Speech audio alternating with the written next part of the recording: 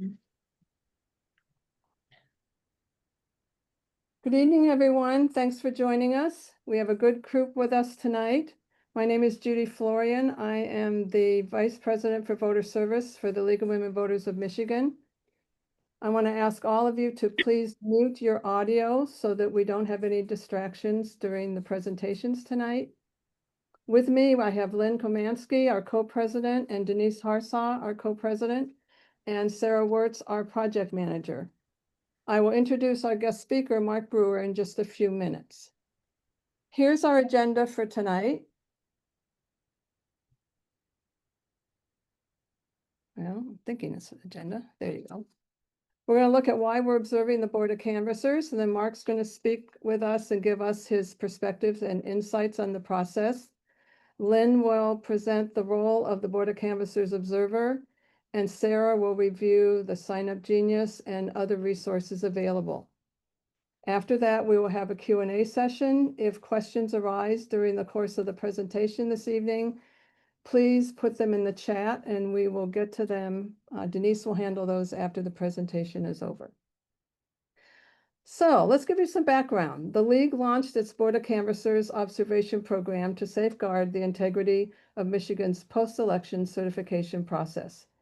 Beginning with limited observations in 2020, the program expanded in 2022 when the Michigan Department of State challenged the League to cover all 83 counties. Our response to this challenge was to formalize the process. We implemented a statewide sign-up platform. We designed and delivered training and orientations for the observers, which is why you're here tonight. We also developed systems to document our Canvass proceedings as it relates to submitting reports and using other resources. We activated a rapid response network to alert election attorneys to any irregularities that could threaten the certification. Just so you know, there will be 73 counties and approximately 400 jurisdictions with elections on November 4th. Our presence at canvassing sites across Michigan helps ensure that elections are free from partisan interference and that certification reflects only the votes cast as guaranteed by the Michigan Constitution. Individually, each of you covers your own county or a neighboring county. Collectively, you are part of the League's statewide program spanning all 83 counties. And it is this statewide coverage that strengthens the League's voice when we advocate for election integrity. So as we go through tonight's orientation, remember, you're not just preparing to take notes in a meeting. You're stepping into a role that helps protect the integrity of our elections now and in the future. Election officials have told us that they appreciate the League's presence, and your attendance not only deters problems, but also demonstrates to the community that democracy matters enough to be watched and cared for.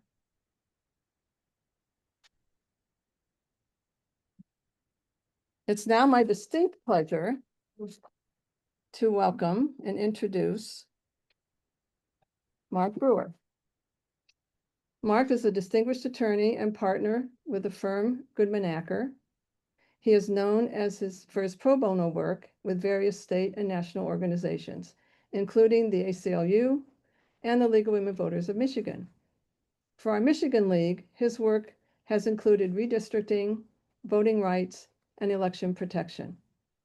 Mark's pro bono work ranges from defending free speech to advocating for voting rights. His commitment to justice has earned him prestigious accolades, including the Champion of Justice Award from the Michigan Association for Justice and the Distinguished Service Award from the Michigan Education Association. Mark has been honored by the State Board of Bar of Michigan and the ACLU of Michigan for his many pro bono contributions. His legacy is one of unwavering advocacy and service to his community. Mark, we are so pleased to have you with us and value your advice and friendship. So I'll turn the program over to you. Thank you, Judy. That was very kind.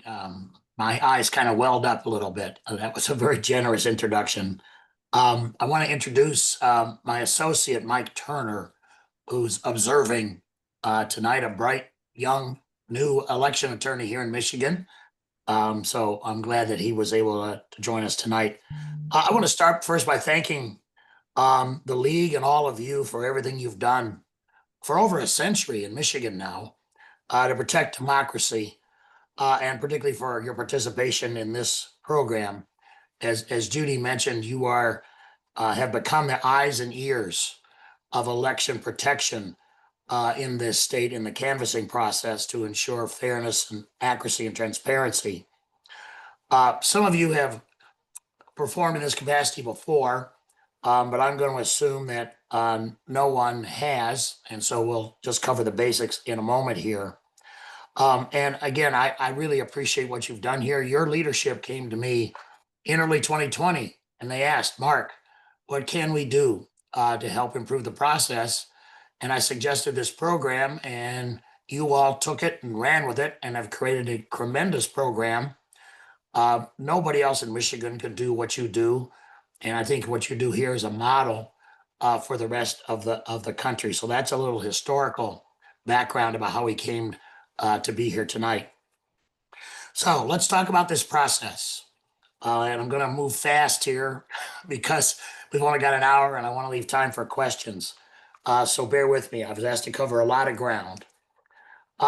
So you are going to be observers at what are called county boards of canvassers. These entities exist in every county in the state. They actually date to the 1950s when we had several controversial recounts involving then Governor Williams. And the local process for conducting canvassing and recounts was very partisan then. And out of those recounts came kind of reform that we're seeing with these bipartisan boards. There were many others, but this process dates to then. So now we have 4-member bipartisan boards, 2 Democrats and 2 Republicans in every county. They are appointed by the county commission to 4-year terms from a list of nominees submitted by the respective political parties. And again, very bipartisan, not only in their makeup, but in their action. For example, it takes 3 votes by any of these boards to take any action whatsoever, which of course means it has to be bipartisan. These boards have several important functions. They canvass and certify all election results, which is the process we're going to focus on tonight. But they also conduct recounts and they have other duties in the election process as well. And they do all of this independently of the local clerks and the local election workers. And again, it's an important check and balance in our process that the people on these boards have nothing to do with the actual running of the election on election day. They are completely independent and their job is to verify the results. Importantly, these boards are subject to the Open Meetings Act. So the public can attend and observe. A notice of the meetings must be posted at least 18 hours in advance. And typically most counties through the county clerk, who basically serves as the administrator for this process for these boards, is usually pretty good about that, either online or on a notice board somewhere in the county. And this system has worked since it was enacted back in the 50s. It's been under some stress the last few years for a reason I'll talk about in a moment, but it has worked. It's bipartisan, and I think it's a really, really important part of what we do here in Michigan to make sure the elections are fair. So let's focus in on the canvass. The election will be held, and all those results reported that night or the next day will be unofficial. Despite what people may think, those are unofficial results. And they remain unofficial until these boards in every county review and certify the final results. And of course, things may change for reasons we'll talk about in a few minutes. But again, nothing's official until these boards act again by at least a 3-vote majority. Typically, but also by statute, these boards are required to start their work on a Thursday after the election. Many of them start the next day, particularly low turnout election, they're able to do that. And in many of these counties, the first meeting of these boards may already be posted. Notice may already be up about where and when they are going to meet to start this process. They have 2 weeks from election day to complete the process. In a general election year, an even year, the results in the state elections would be forwarded to the state board to conduct a similar process. But here, with these local elections, they will be the end of the canvassing process. There can be appeals and court lawsuits and recounts after that, but they will have the final word on all the elections held in their county in early November. They will start. They will have to wait to finish certification, even if they're able to do it in a day or even less, because we now have the constitutional provision that says that there's up to 6 days for military and overseas ballots to come in. So those will have to be added in to the totals and certified as well. But again, they'll start and they will do as much of the work as they can while they wait for those ballots. The actual approach to this varies. Board members can do the canvass themselves and or delegate it to the county clerk and staff. And this varies from county to county. In my home county, the tradition has been that the 4 members of the board, who are volunteers all the way, these are really unpaid jobs, participate in the canvass. They're assisted by staff because Macomb is so big, there's no way they could finish it in time, just the 4 of them.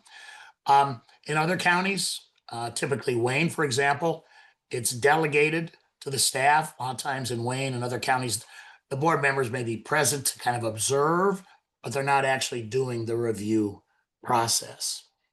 And typically they work in teams. They'll take a precinct and there'll be a team of people that will go through what we're about to go through and review with you, all the documentation and all the required steps in the certification process.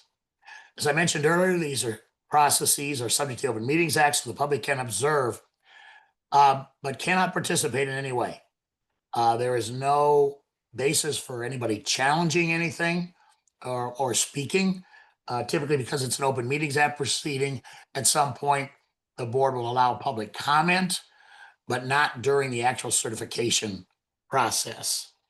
And then what happens here, now that I've kind of described the overall process, what actually physically happens is all of the election results, forms, and other documents that are completed by the election inspectors in each precinct on election night are brought to a central place where the board will meet.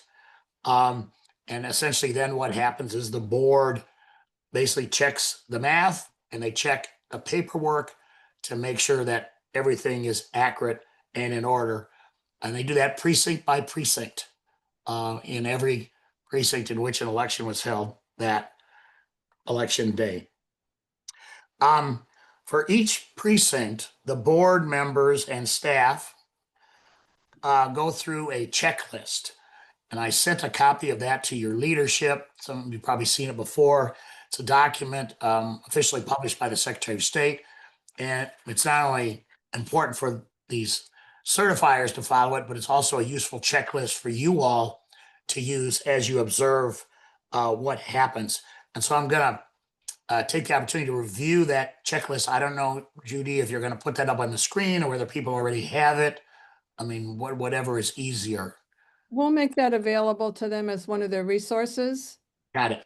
So just go through it, and that'll be great. Yeah, I'll just do that. So it's a 1-page document, quite a long list. At the top, the jurisdiction will be filled in, and the precinct and the election date will all be filled in. And then there's instructions that say the certifiers, the workers have got to go through this entire checklist. So the first thing they look at is the poll book.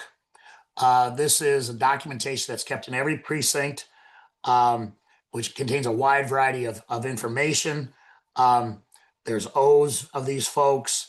There are various kinds of spoiled ballots have to be documented. Any comments, about a particular incidents that may have occurred, challenges that occurred on election day. All of them have to be documented in this poll book, which has to be signed. So they will go through that to make sure everything's done, everything's been signed, and everything is there. They also take a look at what's called the Certificate of Election Inspector Review, which is another document which documents things like ballot seal numbers, the ballot summary, etc. And then they took a look at what's called the Statement of Votes. This is typically now the tapes, the tabulator tapes from each of the precincts, and they make sure that all the math is accurate and everything adds up. Now, they do not actually look at ballots, except in very rare circumstances. They do have the authority to bring in election workers and ballots if necessary, but that is very, very unusual. This is not a recount. It's not designed to do that. It's designed to basically check the math from election night and make sure all these forms were filled out properly. They can call people in saying, Brewer, you forgot to sign. As a precinct worker here, sign and date it. Because again, they want to make sure that everything is complete. So once that's done for every precinct, and it's a very methodical process, the clerk, the county clerk, who again serves as the administrator of this process for the board, will prepare a report for the board that indicates that all this has been done, and then ask the board to sign a document that indicates that they are officially certifying the results as final. Again, results may change. I've seen this process where somebody did the math incorrectly. Numbers got transposed. Lots of things happen. It's a human process. But this process is designed to catch those kinds of errors. It's very rare that would affect the election results, but it occasionally does, particularly if the election is close. So that's the end of the process. A couple of issues I want to flag, and then I will wrap up and we'll take questions. In Michigan particularly, we've had this question of, quote, balanced precincts, that, you know, the number of ballots issued has to balance the number of votes counted. This has received a lot of attention. There's a myth out there that somehow a lack of balance is somehow proof of fraud. It's not. There are a lot of ballots. It's a very human process, and it's not uncommon for them to be slightly out of balance. May well be. Voters get ballots and they leave the polling place, right? And something may be forgotten to be recorded. Now, these workers will attempt to reconcile. They'll attempt to reach balance, and they'll call in workers and they'll look at things and try to make sure, you know, why is this out of balance? But in the end, election results will be certified regardless of whether they're in balance or not. There's a report they prepare about out of balance precincts. There's a procedure the state follows to follow up on that if necessary. The certification process that I mentioned is very important. So you may remember in 2020, we nearly had a crisis in Wayne County when initially 2 of the members of the board refused to certify. We would have gone to court had they persisted in that. But the danger in that is that had they done it, other counties might have copied it, and then there's a cascade effect, and it creates real problems in terms of election administration, confidence in the system, and so forth. We have tightened up the state constitution considerably since then, thanks to a ballot proposal that you all were a big part of, that makes it crystal clear that these boards must certify the elections. They have no discretion to do anything else. They have to go through these duties, but they can't launch their own investigation. They can't look for fraud, etc. So we've made that crystal clear. A problem, though, and the last couple of things that I want to prompt, one of them is we now have election deniers on these boards.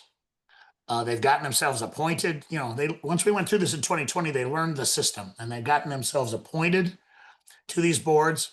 And that's a potential problem that you may encounter and we want to hear about if there are election deniers sitting on these boards and what they're up to. You know, so we want you to, you know, watch for that, and not just whether they refuse to act, but even during the course of the process.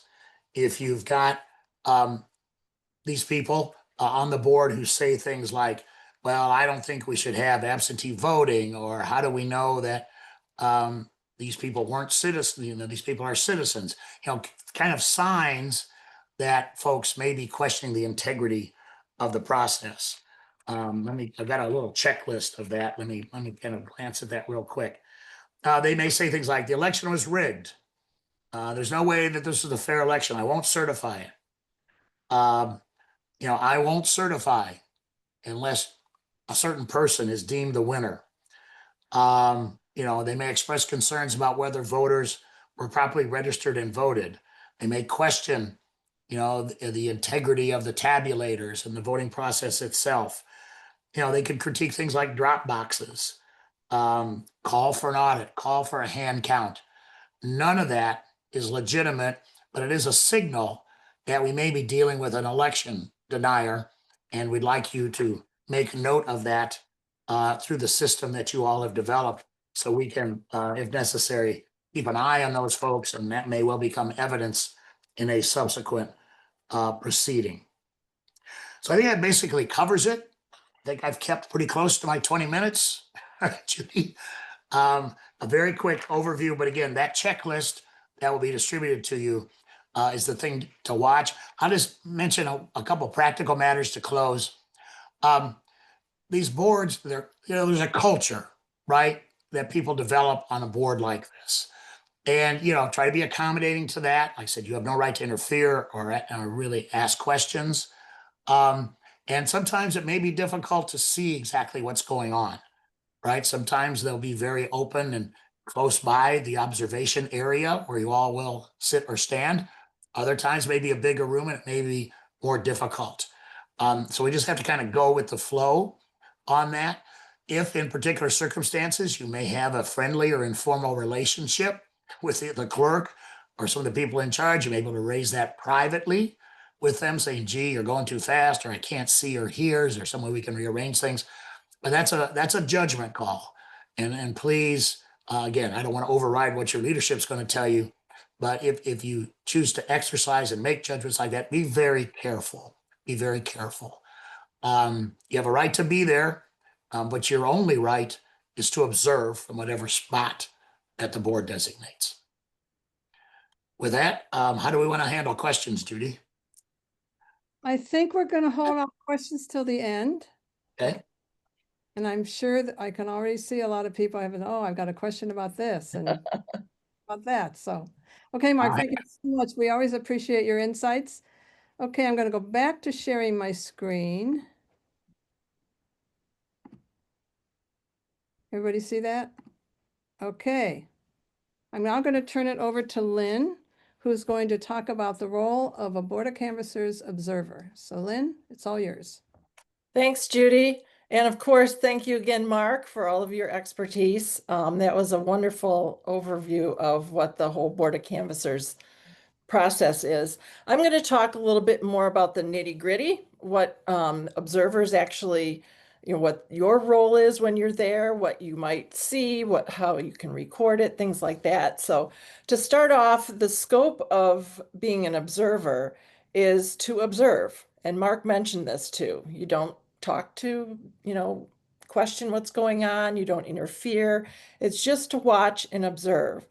We'll get into, if you see something that looks a little odd, I'll get into that in a minute, what you do. But for the most part, you're going to be sitting in the room with the Board of Canvassers. You're going to be watching what they're doing, listening to what they're saying. You want to always remain nonpartisan when you're there. That's really, really important. You want to also be respectful and show professionalism. So those are some of the things that observers, what their role is. Let's see. I think the league has 2 program requirements. First, all observers must be trained. And if you're attending this meeting, you are taking care of that piece of it right now. If you know of someone who's also an observer and has not been able to attend, we will have this recording out for people to watch on their own at a more convenient time. Second, program requirement, stipulate all observers adopt the league's observation guidelines. And I'll quickly review those. No need to take any notes. because we'll be sending a lot of information your way after this is done, and it will be posted on our website, so you can find it in the members only section. But we'll share the program requirements and guidelines. So let's see. I think the next one, please. Yeah. First of all, you want to wear a league badge or name tag. And up in the corner here, you'll see an example of a badge that some leagues wear. Sometimes you might have a name plate that hooks onto your shirt, or maybe just a name tag. If you have a name tag that you write your name on, please also put that you're from the League of Women Voters, so that other observers who are there and the Board of Canvassers know who you are and who you're representing. That's really important because we want the League's presence to be visible. If you're asked about your reason for attending the canvass, you want to say that you are there on behalf of the League of Women Voters to observe the certification of county voting records. Many boards will be expecting us, and they're generally very pleased to see us there. We've been doing this for several years now, so they kind of almost, if we're not there, they kind of go, where's the League? How come you didn't come to our county? So it's a positive experience, and it's a good thing that we're trying to build that trust with our boards of canvassers. You want to observe the board's processes and decisions.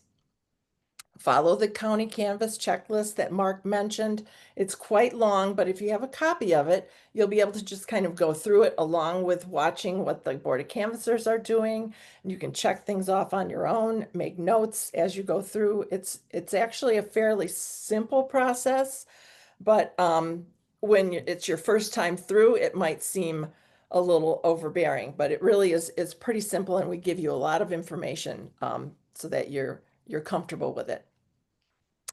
You'll have a shift report, and we want you to try to get that in within 2 hours of the conclusion of your shift. The shift report is also used to report certification. So you'll have, if you happen to be there for the actual certification, you're going to use that same shift report in order to report the certification of the election. If you observe any disruptions or attempts to slow things down at the canvas, Mark mentioned a few examples. You want to call Judy, and she will list her phone number on the materials that you have so that you can give her a call, and then we will, any action out of the ordinary should be reported, and then we will move that up the chain to the people who really need to find out about this. Refrain from speaking publicly, though you may ask the canvassers questions for clarification if the relationship is a positive one and they're open to that. What you don't want to do is interrupt their train of thought or their conversations. But if there's an opportunity to ask them about what they're doing, they're usually pretty good about explaining where they are in the process of doing the canvass. Do not make any partisan statements, engage in partisan discussions, or participate in partisan activities while you are serving as a League observer during the canvass. Even if there are other people there from partisan groups who are engaging this kind of conversation, you need to not engage and just remain steadfast in what the League's observer guidelines are. I'm also pleased to report that All Voting is Local, one of our democracy partners, is providing gas cards to us to help defray your travel expenses. So we will give you more information about how to apply for a gas card, and I think they're in increments of $25. So that should help, particularly if you're in a rural area or if you're going to areas where it's not your local canvas that you're observing, but maybe you're going to a neighboring county. This should help a little bit with your travel expenses. Next slide, please, Judy. Thank you. Some helpful observation tools, and we will provide copies of all of these tools to you after the meeting, so don't be concerned that you'll have to take copious notes here. The November 2005 Board of Canvassers observation timeline with essential program links will be there for Sign Up Genius, for the Board of Canvassers shift report. There will be an observer cheat sheet, which is pretty helpful. County Canvas checklist will be included. There will be the Board of Canvassers shift report Word document, which details the questions on the digital shift report. So you can have things maybe in front of you that you're writing notes in order, and then you can just go to the online form and just transfer your notes right to the online form. The Board of Canvassers observation program requirements and guidelines will also be available to you. So if you have any questions about any of these forms, once you see them and take a look at them, please reach out to either your Board of Canvasser lead or to any of the three of us, myself, Judy, or Sara, and we can help answer questions that you may have once you've looked at the documentation. Okay, next slide, please, Judy. And what to watch for. The initial Canvas meeting is a pretty important one for at least one observer to be at, because oftentimes at that meeting, they will go over information about dates, how long they think the Canvas is going to take, when their lunch hour might be, when move ballots are going to be looked at, or if they even need to worry about that. So those are all things that happen at that initial Canvas meeting. So once you find that out, it's important to report any of those information pieces back to your Board of Canvas lead. So if a change in the schedule needs to be made, they can do that in real time. Procedural adherence. Are the canvassers processing the paperwork efficiently? Are they looking at things that they're supposed to? Are they checking for the signatures? Are they opening the packages in order? Are they getting along with one another? Are they arguing? You know, those are all things you want to watch as you're going through and watching the procedure unfold. There may be some precinct imbalances. Generally, they try to sort out what the problem may have been, or if the election inspectors described what the imbalance was from. Election inspector visits might happen if, as Mark mentioned, maybe someone forgot to sign their paperwork and they have to be called in to do that. Or maybe there was a question about one of the reports. Someone may have to come in and explain what was going on. So those are some of the things that may happen. Ballot approval and denial votes. There's usually unusual, and also watch for unusual delays like irregularities, rapid response referrals, disruptions from other observers. I know, just as an aside, we had an issue in one of the times last go round in August where someone was questioning the minutes from a previous Board of Canvassers, and it just dragged out for 2 or 3 hours before they could actually start the canvas. So that's something that you would want to report. Anything that's out of the ordinary or seems to delay the process. Final certification meeting is a good one to try to be at. We call this one and the one at the beginning the bookend meetings. Those are the first and last. And those are probably the two most important ones to be at, because we want to know what the schedule is. We want to make sure everything's going and starting on time and getting underway. And then we also want to make sure that they certified and they were able to, you know, check all the paperwork and signed off on the election. So those are the bookends that we talk about that it's important to be at. If you have additional questions, hopefully they're coming into the chat and we'll have some time at the end. But I am going to turn it back to Judy now, and I think she's going to introduce Sara. Thanks, Lynn. Okay, Sara, you're going to talk about Sign Up Genius and some other resources, so I'll turn it over to you.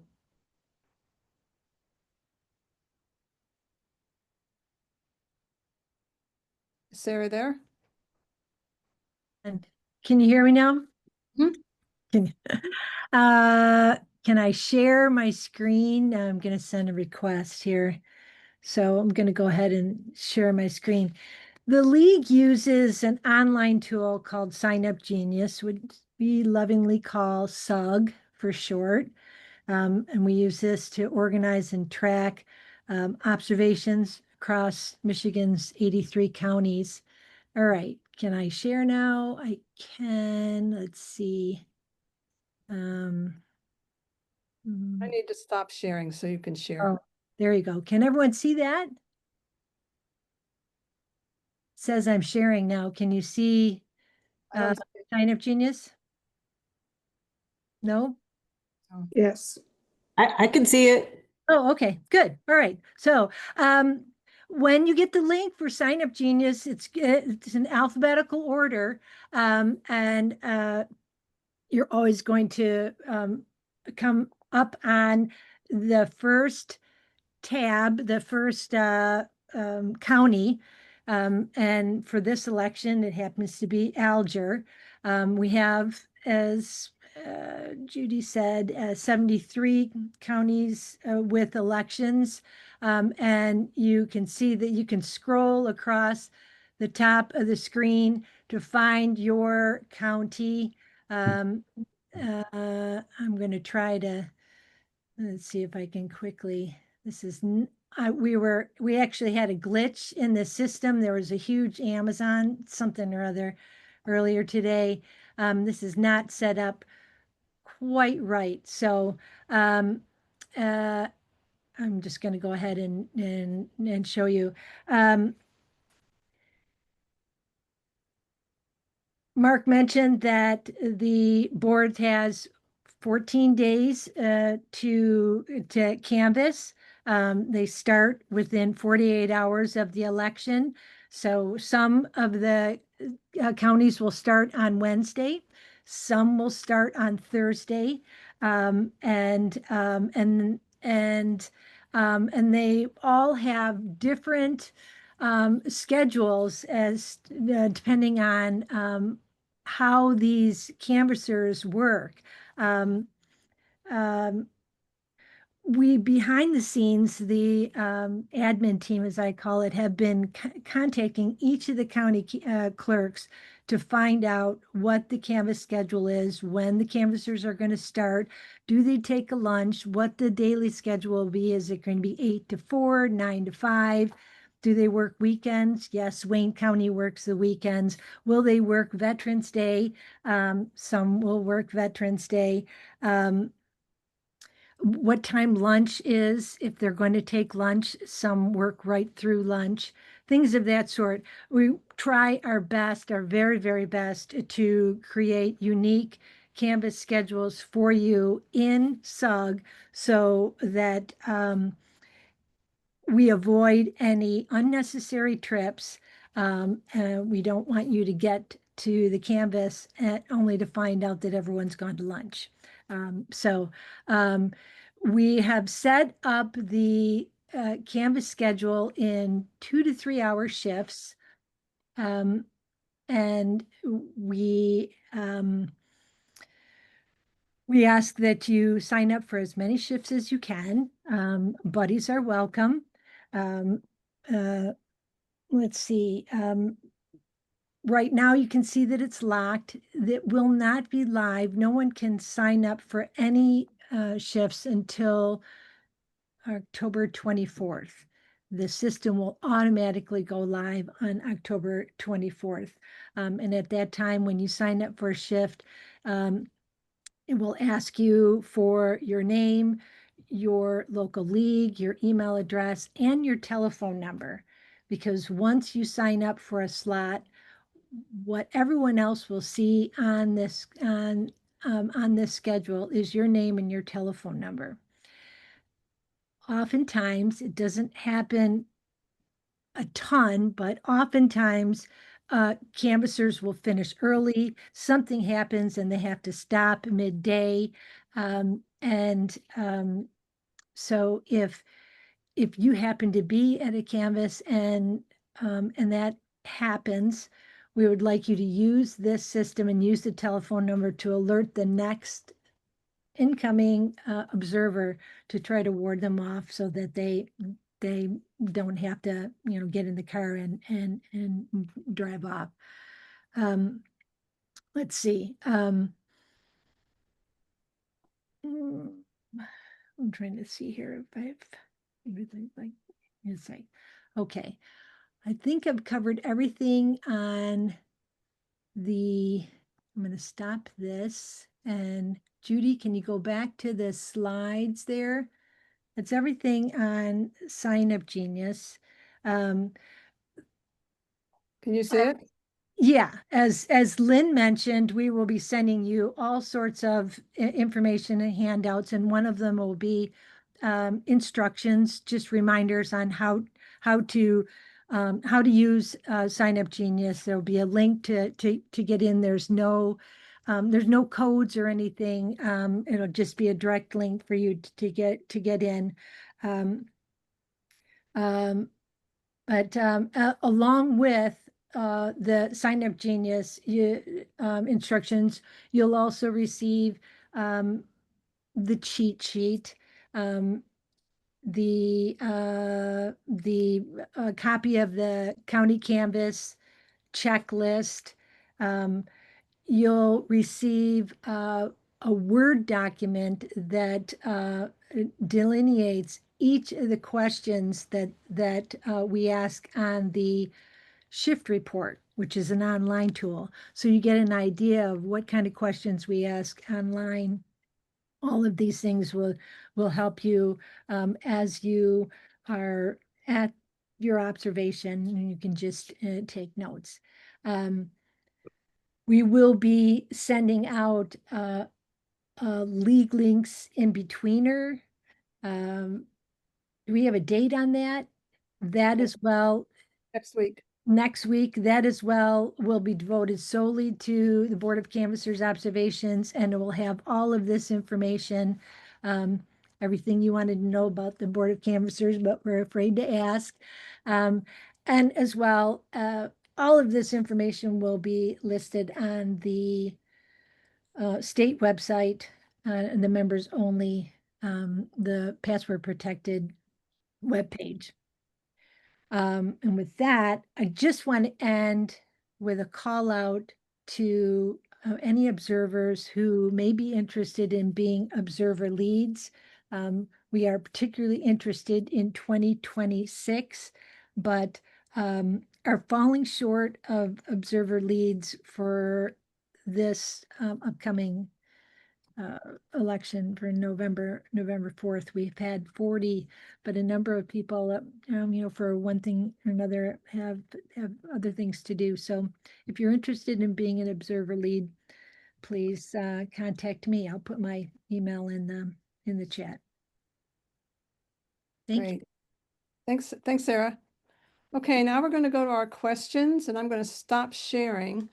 And Mark, one of the questions that we received from one of our observer leads, and I think you touched on this a little bit in your presentation, but there's so many things that the canvassers are looking at. There's all these envelopes and what's in those envelopes, and will we be able to see any of the things that they're looking at? They're looking at tapes and possibly ballot containers. Can you go into a little more detail on that in terms of what they're doing with all that stuff? Yeah, I mean, it's going to depend on the document, right? And frankly, again, you're not like an election challenger on election day, right? Those challengers have the right to see everything, to peer over people's shoulders, where you're going to be sitting in a designated area watching. And like I said, it may be a little distance away. So hopefully you can see or perhaps even hear. But, there's all kinds of things. Seals have to be checked, right? There are many of these documents, including envelopes, that have to be sealed, and there's a seal number on there. They'll be checking those. Many documents have to be signed. For example, the poll book at the end of the day has to be signed by all the election inspectors. And there's other documents that have to be signed as well. They'll be looking for completeness, were all the columns and all the data that's supposed to be in there, was it filled out correctly? So I'm trying to do my best here, Judy, but it'll vary considerably from document to document. When you look at the Canvas checklist, it's kind of self-explanatory in terms of what it is they're going to be doing with that document. That's the best I can do, Judy, on that. I hope that's helpful. That's helpful. And I think if you're a poll worker, you can kind of identify. Yeah, that's true.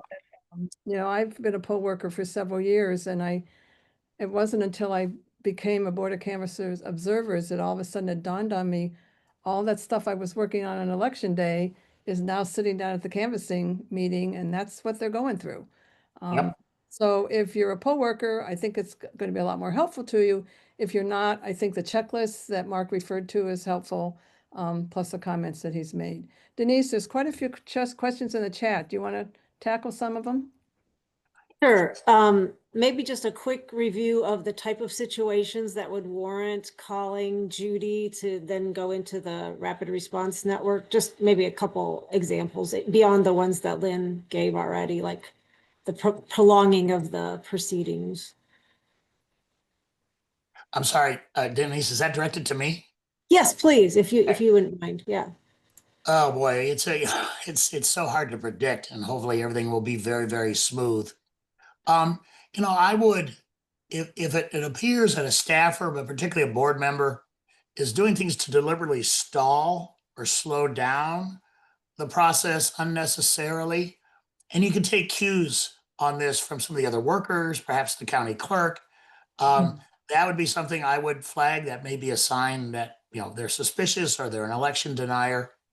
The various verbal cues I mentioned earlier, and that was just a sample set, the kind of things we hear from these election deniers. Obviously, an absolute refusal to do something, right? At the end of the process, to sign the requisite documents. But, you know, to participate in the if you volunteered to participate in the process, you should participate in the process. I hope that's helpful as well, Denise. I mean, it's just a wide variety of obstructive activity that can occur. There's a routine here. People have been doing this for decades. Like I said, a culture, a routine, and anything that's, you know, disruptive of that routine without a plausible explanation should be flagged. Great, thank you. Oh, I want to add to Denise that this can be a pretty boring process. It should be. An hour, 2 hours, 3 hours, whatever your shift is. So don't expect it to be really exciting work unless, of course, as Mark says, you come up with, you do observe some things that are out of the ordinary that might alert you to, you know, refer that on. But it's not something that's exciting to watch, just so you know that. I'm sorry, Denise, go ahead. That's okay. A question was asked about the Dominion voting machines. Probably most people have heard that the company was purchased by a different company and it has some interesting economic or financial backing. Do you think there's anything that's going to come up in this particular election around the change in the ownership? It should not. This issue has already come to the attention of the State Board of Canvassers, which certifies these systems, and Dominion is certified and widely used in Michigan. You should know that the new owner is subject to the existing restrictions and contracts that the predecessor entered into. And I don't think any of these vendor agreements are up for review in Michigan until 2027. Now, that doesn't mean that somebody won't say something. But there's absolutely no basis at all to question the use or the integrity of the Dominion systems. That if somebody does that, we want to hear about it. Okay. All right, great. Yeah. This might be a question more for Sara or maybe Judy or Lynn, but there was a question about like if you're willing to go and help other counties, like go observe in another county, how would you know where best to lend your help? Is there a way to figure that out? Well, Sarah's going to be able to know that through Sign Up Genius, right, Sara? Yeah. Oh, and we also have an idea just from doing this for a number of years where we tend to fall short. But yes, so I'd say if you're interested in observing anywhere else, just contact me and I'll tell you. Yes. Yeah, and also we are all able to look through the whole Sign Up Genius, right? We can see all the counties. And so I usually look at the counties right around my county to see if has anybody signed up, you know, in those counties. And if not, then I try and go to one of them. Yeah, thank you, Denise. You don't have Not a secret. You can. Yeah. I think some of the questions got answered in the chat, just clarifying who are the canvassers, who are the observers. Are the bookend meetings included in the schedule? Yes, for the initial one, because we know when it's supposed to start. We don't know exactly when it's going to end, as Sara explained or Lynne explained, that we, that's why we rely on people to do those great shift reports so that we will know when they anticipate doing the certification so that we can try and have somebody there. Oh, let's see, we got another one. That's a thank you. And Okay. Can I add to that, Denise, that Yeah. Sure. I think that the county clerks are getting better and better at those that tell us that the canvas is going to last 2 to 3 days are pretty spot on. So we're and I'm adding that into Sign Up Genius, that the clerk thinks that Canvas is going to stay. So that if you don't see that there, then it's a crapshoot. But this is a small election, so we shouldn't get used to this. Yeah, go ahead. Judy, go ahead. A question I think, Mark, came up during the last canvassing. Is it important for the observers to know the names of the board members that are doing the canvas? Yes, and and again, this will vary from place to place. Some of them will have name tags, some will have, desk markers with their names on them. So yeah, particularly if you're going to report a problem, it's really important to know the name of the person that said that or what was creating a problem. And I think that's a fair question to ask at the appropriate time. The clerk, if you can't figure out who's who are these people, what are their names, et cetera, et cetera. There may be documents that'll be publicly available, like an agenda, which may have their names on it. It's good to know. I'll just add, I've looked them up on their websites, and a lot of times they're listed on the county website. And so, and then you hear them talking, and so you know which one is Joe and which one is Susie and whatever. We do have a question about, can the Board of Canvassers certification, can the whole Canvas process be completed in one meeting? Yes. It's possible, but again, they do have to wait those 6 days for those overseas and military ballots to come in, if there are any. So they can finish everything else in a day or less. They're still gonna have to wait for the final certification to make sure they don't miss any ballots. And then we had one observation. Sara did not know that board members weren't paid. Is it that they aren't paid anything, or are they like me, where I'm on my township board of review and I get like a pittance for being I think they get a per diem. I just didn't want to leave you with the impression that they're, getting a salary. They're not. God bless them. And God bless all of you for what you're doing as volunteers. Yeah. Okay. All right, I think I got to all the questions. If I didn't, somebody speak up if I missed your question. Oh, go ahead, Mark. You got your hand up. Yeah, no, I just wanted to add things. I'm not predicting problems, but I did want to flag a couple of elections out there. For those of you serving in Wayne County, there's a controversial ballot proposal in Dearborn. Again, I'm not predicting problems, but you could have a big crowd watching those results there. We also have very controversial elections going on in Hamtramck. That's a city in turmoil. A number of the citywide officials are under criminal investigation. Again, I'm not predicting that there's going to be a problem, but I think there'll be a lot of attention paid to that election. And in Oakland County, there is a very significant write-in campaign for clerk in Southfield. That could significantly lengthen the certification process because the board determines which write-in votes count. Does somebody putting M. Brew as a write-in candidate, does that get to go to Brewer, or is that not enough? Or if they put MB, does that mean that vote counts for Brewer? I've done these. I mean, for a lawyer, it's great stuff because you fight over every name. But people, they'll write names in all kind of different ways. And ultimately the board decides which votes count or in Oakland and other counties, there'll be a staff recommendation. But this is a very controversial write-in. It's a big city, important stakes. The candidate on the ballot is an election denier. So there's a significant write-in effort to get somebody who will beat her. So we don't get an election denier as clerk of Southfield. I know you don't care about the merits, but I wanted to give you a little bit of context. So those of you who are watching in Oakland County, that may cause a lengthier process would otherwise occur.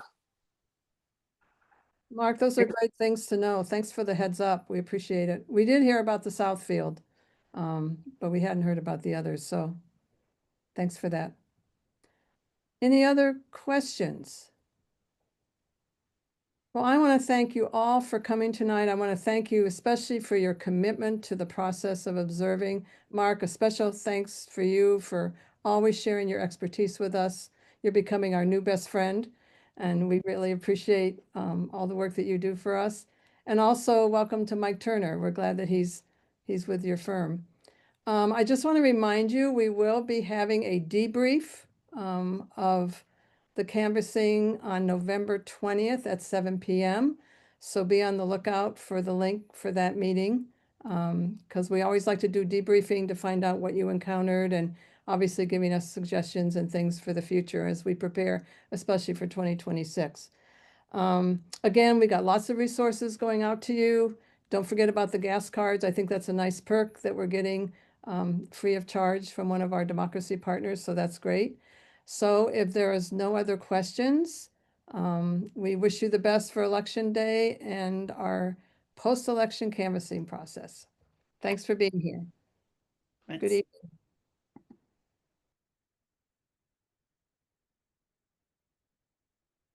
Mhm.